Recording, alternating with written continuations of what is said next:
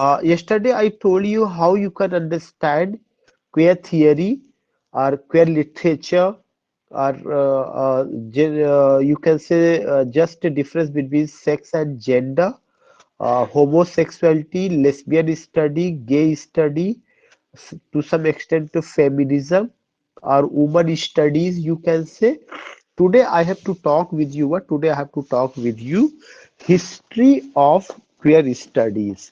और इस हिस्ट्री में हम लोग जो है इंडियन राइटिंग के बारे में नहीं बात करेंगे।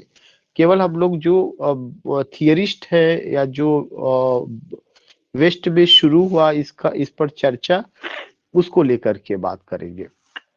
तो you come to know what you come to know कि ये जो स्टडी है इसमें आ, खास करके जो क्वेयर थियरी है इस क्वेयर थियरी में एक स्कॉलर रहे हैं जिनका नाम था ग्लोरिया अंजाल्डुआ।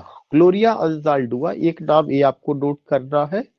और उसके बाद के जो स्कॉलर्स थे 1990 के उन्होंने इस पे बात करना शुरू किया। तो when you talk about queer theory या when you talk about gender studies का से जो आया हुआ जो उसका हिस्सा वुमन स्टडीज का, तो क्वियर थियरी पे बात करने वाले एक स्कॉलर थे ग्लोरिया अंजाल्डुआ ये नाम।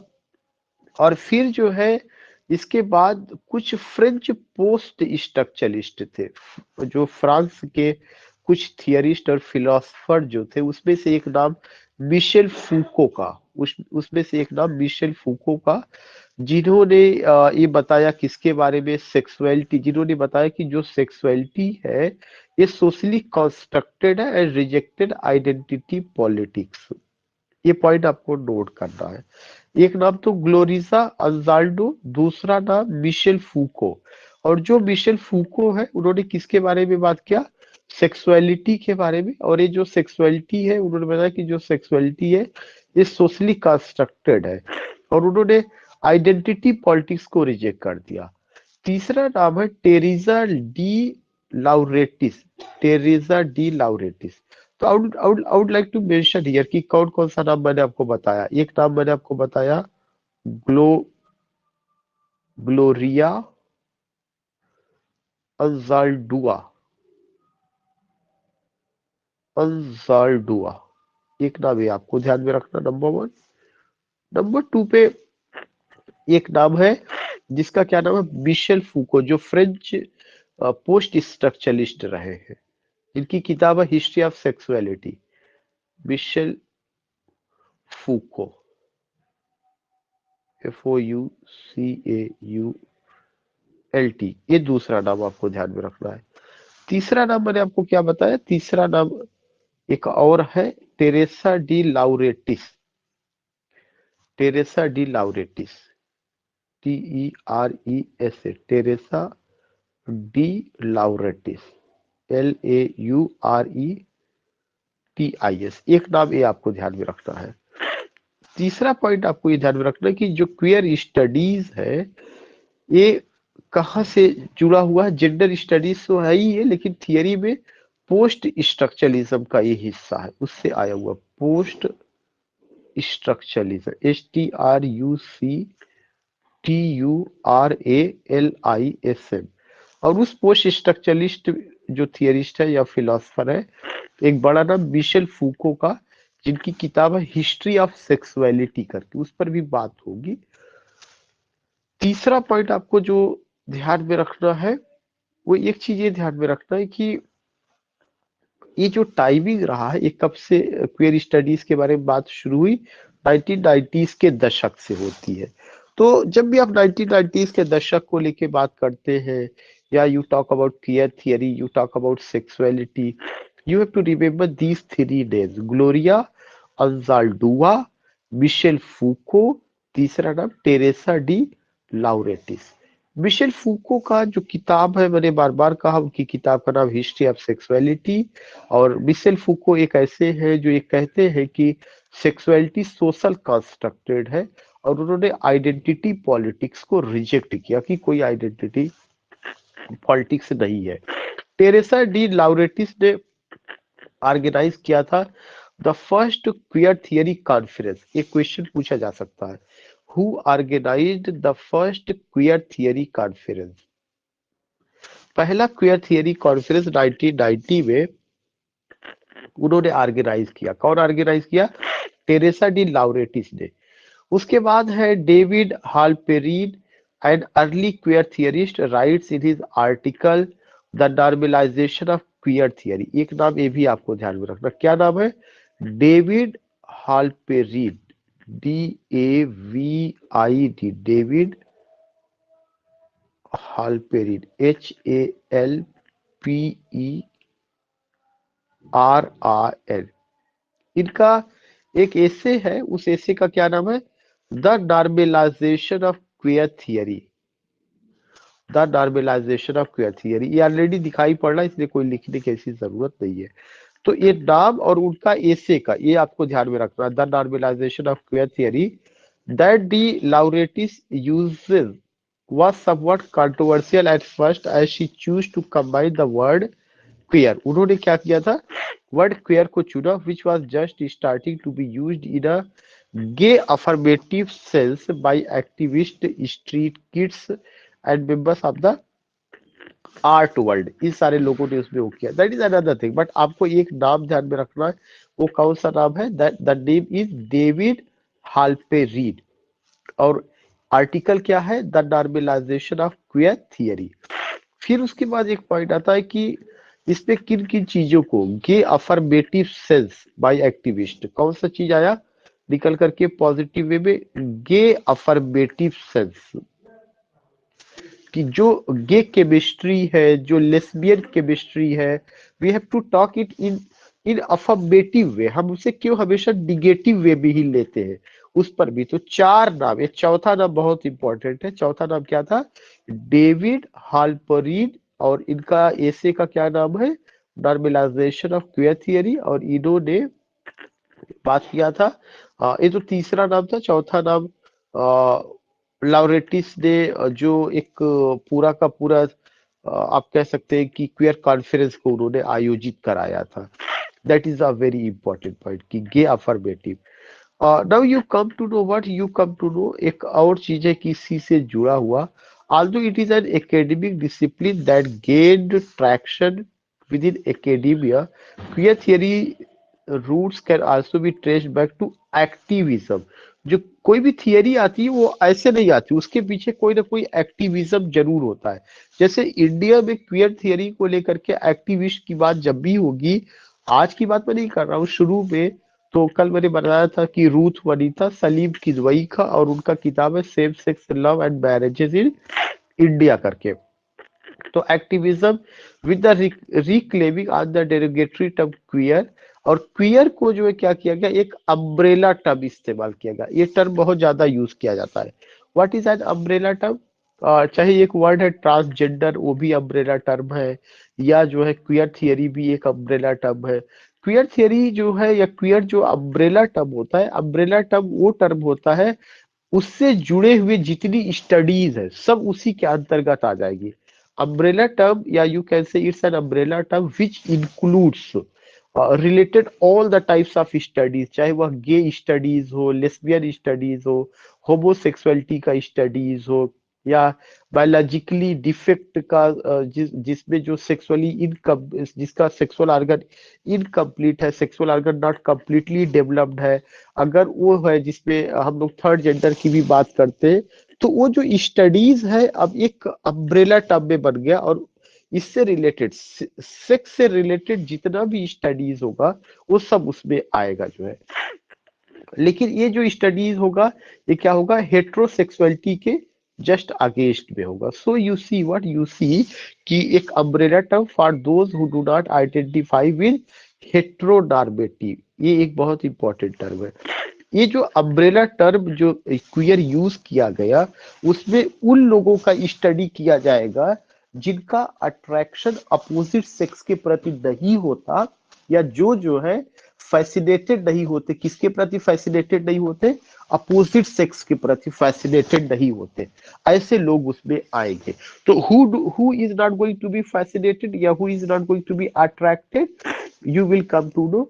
गे हुआ, लेस्बियन हुआ, बाइसेक्सुअल हुआ, ट्रांसजेंडर हुआ या LGBTQI इंटरसेक्स वाले हुए, ये सब जो नॉर्मल है जिसको सोसाइटी ने एक्सेप्ट किया है। If any boy is going to attract, you can say against the opposite sex, girl के प्रति, तो उसका जो अट्रैक्शन होगा वह हेट्रोनॉर्मेटिविटी है। इस शब्द में आपको एक्सप्लेन करना चाहूंगा, हेट्रोनॉर्मेटिविटी। This heteronormativity, what? It's a type. This term refers to what? This term refers to attraction against opposite sex. If a boy is going to attract just the opposite sex, means girl के प्रति उसका attraction है, तो वह boy society में normal माना जाएगा और उसको कहा जाएगा कि इसका जो अट्रैक्शन है ये सही है और ये हेट्रोनॉर्मेटिविटी का पार्ट है या हेट्रोसेक्सुअलिटी का पार्ट है। अगर जो है वह लड़का अपोजिट सेक्स के प्रति ना अट्रैक्ट होकर के सेम सेक्स के प्रति अट्रैक्ट होगा, तो वह जो है हेट्रोनॉर्मेटिविटी का हिस्सा, हेट्रोसेक्सुअलिटी का हिस्सा नहीं, बल्कि वह किसका हिस्सा, होमोसेक्सुअलिटी का हिस्सा है। तो उसका जो अट्रैक्शन का स्टडी होगा वो किसका हिस्सा बनेगा, क्वियर स्टडी का हिस्सा बनेगा। तो क्वियर स्टडी में वे सारे लोगों का स्टडी या उनके सेक्सुअल प्रॉब्लम्स का स्टडी किया गया जो हेट्रोनॉर्मेटिविटी की कैटेगरी में नहीं आते हैं। Those people who do not fall in the category of heteronormativity, their sexual relationship, their sexual identification just have been studied in queer theory में उनको रखा गया। तो मेरे ख्याल से ये बात आपको समझ में आ रही होगी कि क्वेयर स्टडी अम्ब्रेला टर्म क्यों है और हेट्रोनॉर्मेटिविटी से वो कैसे अलग है जो है। उसके बाद आया दिस वुड कंटिन्यू, ठीक है, एक एक्टिविस्ट के रूप में, मूवमेंट के रूप में चला 1990 में, with clear nations use of queer in their protest chants such as we are here, we are queer, get used to it. एक कोटेशन आप जो है जरूर लर्न कर लीजिएगा, उनका ये स्लोगन रहा है जो उस समय के एक्टिविस्ट थे, we are here, we are queer, get used to it. ये मैं आपको इसलिए बता रहा हूँ कि जो एक्टिविस्ट होते हैं उनका अपना कुछ आइडियोलॉजीज होती है, उनका अपना कुछ सिंबल्स होता है, उनका अपना कुछ स्लोगन्स होता है। तो जिन देशों में जो क्वियर एक्टिविस्ट थे वो अपने मूवमेंट को चलाए तो उनका अपना एक स्लोगन आया, we are here, we are queer, get used to it. एक चीज ध्यान में रखना है। दूसरा पॉइंट आपको ध्यान में रखना है, अदर अर्ली क्वेयर थियरिस्ट, जो दूसरे क्वेयर थियरिस्ट थे, जो अर्ली क्वेयर थियरिस्ट थे, उनमें से एक नाम है Eve Kosofsky. Eve Kosofsky, this name you have to remember, Eve, EVE, Kosofsky, this name, Eve Kosofsky का नाम आपको ध्यान में रखना है। जैसे अभी तक हम लोगों ने किस पर बात किया, मिशेल फूको के लेके बात किया, क्लोरिया अजाल्डुआ को लेकर के बात की है, थोड़ा बहुत टेरेसा डी लाउरेटिस की बात किया गया, डेविड हाल्पेरिन को बात किया गया। ऐसे ही एक क्वेयर थियरिस्ट है जो अर्ली क्वेयर थियरिस्ट रही है, जिनका नाम क्या है, ईव कोज़ोफ्स्की रहा है, इनको लेकर के। और कुछ और भी रहे हैं जिसमें सेजविक, ये सब नाम ध्यान में रखना, सेजविक है, माइकल वार्नर है, लारेन बर्लांट है, जूडिथ बटलर एक बड़ा नाम है, Judith Butler, एड्रीन rich. Judith Butler का अगर आप देखेंगे तो उनका एक किताब है gender trouble, gender trouble, TROUBLE, और ये जेंडर को परफॉर्मेटिविटी से जोड़ते हैं। तो ये कुछ नाम है जो क्वियर स्टडीज, क्वियर थियरीज के थियरिस्ट है, उनका आपको नाम ध्यान में रखना है। नेक्स्ट पॉइंट जो आ रहा है या जिसपे हमें बात करनी है वो ये कि आ, कुछ क्रिटिक्स है उनका क्या कहना है। जो जे स्टीवार्ट है, जे स्टीवार्ट कहते हैं कि queer theory and politics necessarily celebrate transgression in the form of visible difference from norms. It's a very important point. queer theory and politics necessarily celebrate transgression in the form of visible difference from norms. What is transgression? Transgression. Gression.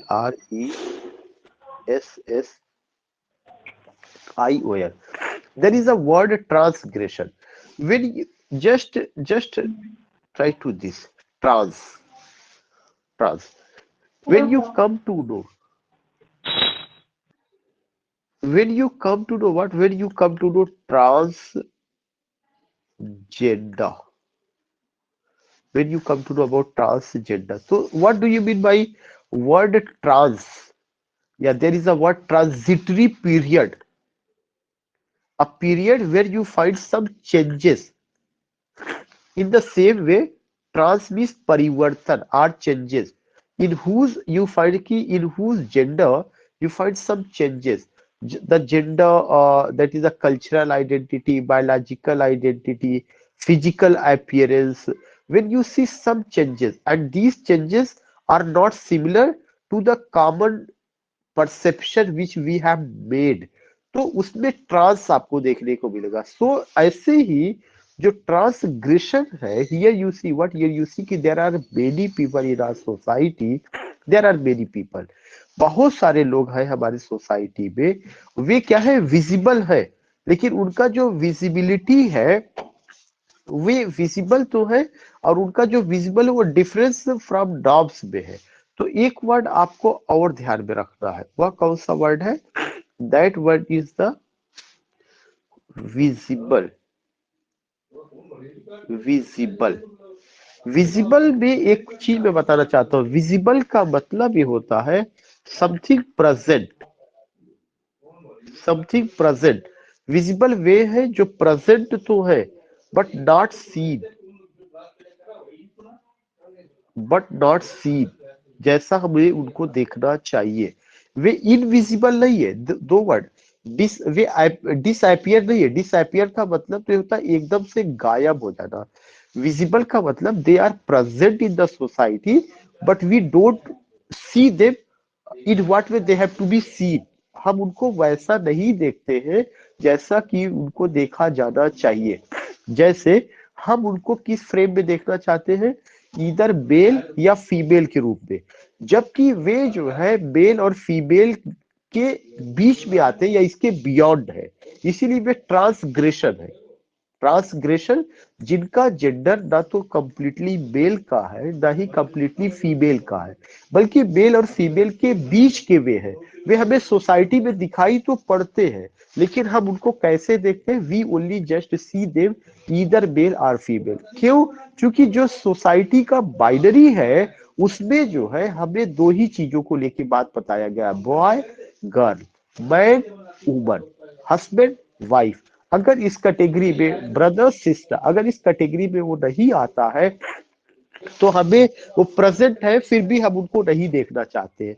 तो visible का मतलब something present but not seen. That is the point. ये एक point है. दूसरा important point है कि इसमें उन्होंने क्या कहा कि जो ट्रांस स्टडीज है, जो क्वेयर स्टडीज है, उसमें किसकी बात की जाती है? ट्रांसग्रेशन की. ट्रांसग्रेशन की जो है, और ये क्या होता है? विजिबल होते हैं और डिफरेंस फॉर्म से होते हैं. These norms are then exposed to be norms not nature are inevitabilities. Gender and sexual identities are seen in much of this work to be demonstrably defiant definition and configuration. ठीक है, उन्होंने एक अच्छी बात बताई कि हम जेंडर को या सेक्सुअलिटी को केवल किसके जो है कैटेगरी में, टू कैटेगरी में, मेल या फीमेल के बीच में देखते हैं. अगर इसके बीच में जो लोग नहीं आते हैं तो हम उनको क्या करके देखते हैं कि जस्ट उसके अगेंस्ट में बात करते हैं. This is another important point. दूसरे क्रिटिक है माइकल वार्नर. माइकल वार्नर क्या कहते हैं? माइकल वार्नर ने आर्ग्यू किया हुआ क्वियरनेस. उन्होंने क्या बताया? Queerness is defined by what he called heteronormativity. Queerness को उन्होंने बताया by what is called normativity, those ideas, narratives and discourse which suggest that heterosexuality is the default. कह रहे कि यू कैन जस्ट अंडरस्टैंड कि जब आप हेटेरोसेक्सुअलिटी को बताए कि ये डिफॉल्ट है और अगर ये बताए कि ये जो है प्रिफर्ड है या normal mode of sexual orientation है, तो वो ये कहते हैं कि इसमें जो है कौन नहीं आ पा रहा है, उसमें जो है आपके क्वियर वाले नहीं आ पाते हैं। क्यों? क्योंकि जो हेटेरोसेक्सुअलिटी है क्योंकि जो हेटेरोसेक्सुअलिटी है वो केवल दो चीजों को लेकर के बात करेगा, affection, attraction, fascination against the opposite sex. और जहां पे सेम सेक्स का मैटर होगा वहां पे वो उसमें फॉल नहीं करेंगे। तो वो उसको उसको जो जो क्वियर स्टडीज वाले हैं वे इस चीज को क्या मानते हैं कि ये नॉर्म्स सही नहीं है। और नॉर्म्स क्या है? Norms are the established rules in the society, जो समाज में पारंपरिक रूल्स इस्टेब्लिश कर दिए गए हैं। Sometimes you want to break that rule, वो फेमिनिज्म में भी देखने को मिला था। तो ये चीज रहेगा। उन्होंने एक बात बताई, किसका ये कहना था? माइकल वार्नर का। माइकल वार्नर ने सजेस्ट किया that is what, that is the heterosexuality is the default preferred और normal mode of sexual orientation. Warner stated that while many thinkers had been theorizing sexuality from a non-heterosexual perspective, ये जो queer theory है वो कैसा होगा? Non heterosexual perspective में आएंगे। For perhaps a century queerness represented a distinctive contribution to social theory for precisely this reason. If you go with this particular term, that is what, that is the heterosexuality, और इसी में अगर मैं word use करूं non heterosexuality, if you go with the word non heterosexuality,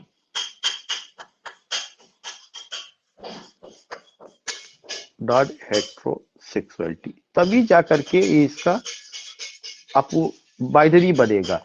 heterosexuality वह sexuality जो society में accept है, दैट इज एक तरह से relationship between two opposite sex. लेकिन इसके अलावा जितने और भी आएंगे वे सबके सब नॉन हेट्रोसेक्सुअल में आएंगे। उनका सेक्सुअलिटी नॉन हेट्रोसेक्सुअलिटी, और उनको ये बताया गया कि ये सेक्सुअलिटी गलत है। क्वेश्चन किस पर किया गया? नॉन हेट्रोसेक्सुअलिटी पर। क्वेश्चन किस पर नहीं किया गया? हेट्रोसेक्सुअलिटी पे कोई क्वेश्चन नहीं। क्यों? क्योंकि इस रिलेशनशिप को सोसाइटी ने पहले से एक्सेप्ट दिया। तो जो non heterosexuality, it's a challenge to what? It's a challenge to heterosexuality. और हेट्रोसेक्सुअलिटी चैलेंज किसको करता है? नॉन हेट्रोसेक्सुअलिटी को। तो इस गैप में क्या होगा? कुछ जगह मिलेगी, इनकी भी बात सुनी जाएगी। किसकी बात सुनी जाएगी?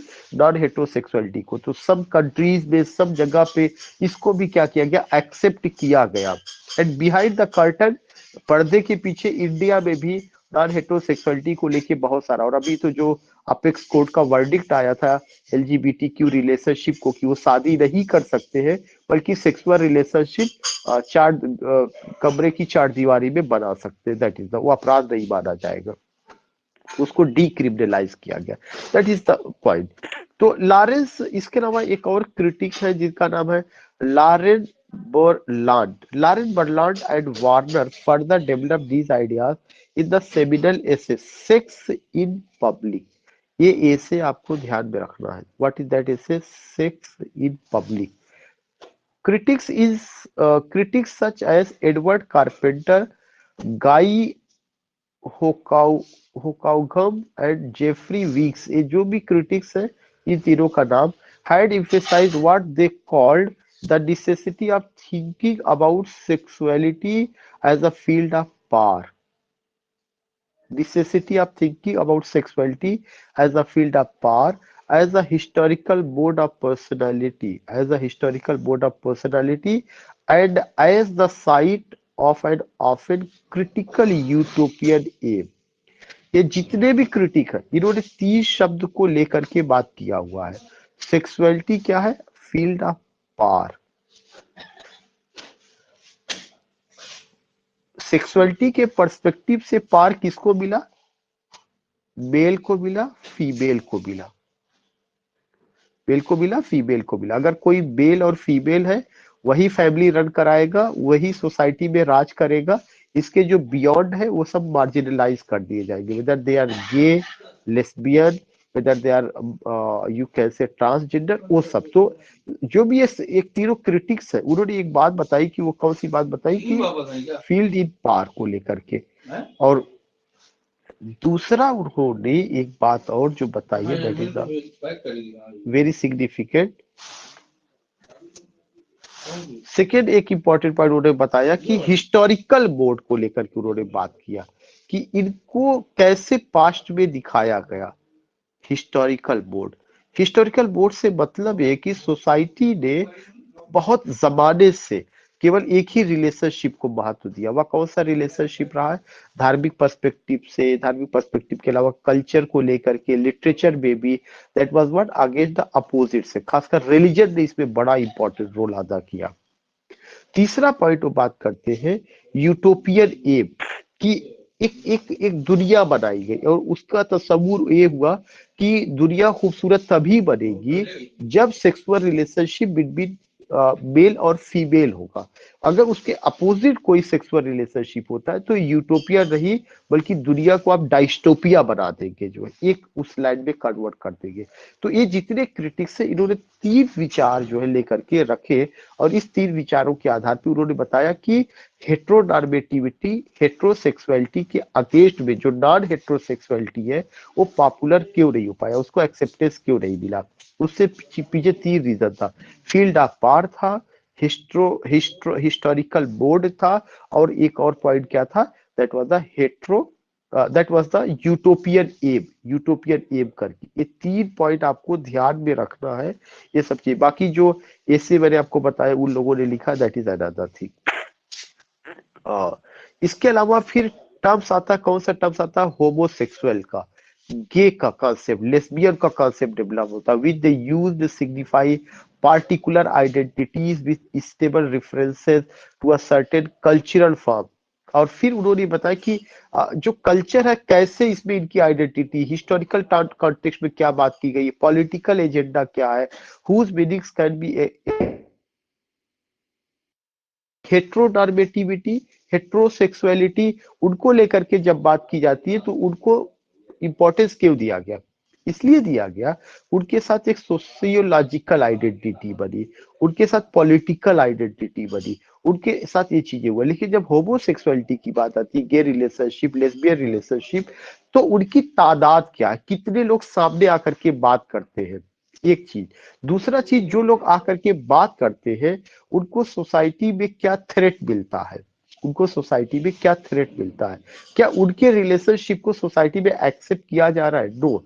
तो जो रिलीजियस इंस्टीट्यूशन है, जो मैरिज का कॉन्सेप्ट है, जो बच्चे को जन्म देने का कॉन्सेप्ट है, प्रोडक्टिविटी का कॉन्सेप्ट है, ये सब चीजें उनमें नहीं है, वहां नहीं है। इसलिए जो है उस पार्टिकुलर चीज को इंपॉर्टेंस नहीं दिया गया। फिर उसके बाद the word queer is instead defined in a relation to a range of practices। Queer को और तमाम ढंग से डिफाइन किया गया, प्रैक्टिसेस के आधार पे, बिहेवियर के आधार पे, और इश्यूज के आधार पे, that have meaning only in their shared contrast to categorize which are alleged to be normal. और ये भी कहा गया कि उनको भी ये दिखाया गया कि कौन सी चीज नॉर्मल कैटेगरी में, कौन सा चीज एबनॉर्मल कैटेगरी में। Such a focus highlight the in depthness of queer theory to the concept of normalisation found in the sociology of deviance, particularly thought the work of Michel Foucault का नाम, Michel Foucault, और उनका किताब है the history of sexuality, जो मैं बार बार अभी रट रहा था, उसको लेकर के बात हुई है।